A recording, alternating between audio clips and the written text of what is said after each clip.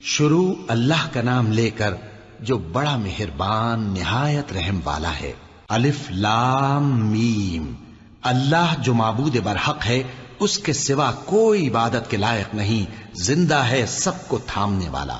اس نے اے نبی تم پر سچی کتاب نازل کی جو پہلی آسمانی کتابوں کی تصدیق کرتی ہے، اور اسی نے تورات اور انجیل نازل کی تھی۔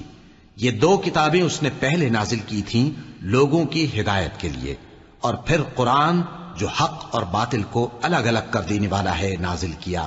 جو لوگ اللہ کی آیتوں کا انکار کرتے ہیں ان کو سخت عذاب ہوگا، اور اللہ زبردست ہے، بدلہ لینے والا ہے۔ اللہ ایسا خبیر و بصیر ہے کہ کوئی چیز اس سے پوشیدہ نہیں، نہ زمین میں اور نہ آسمان میں۔ وہی تو ہے جو ماں کے پیٹ میں جیسی چاہتا ہے تمہاری صورتیں بناتا ہے، اس غالب حکمت والے کے سوا کوئی عبادت کے لائق نہیں۔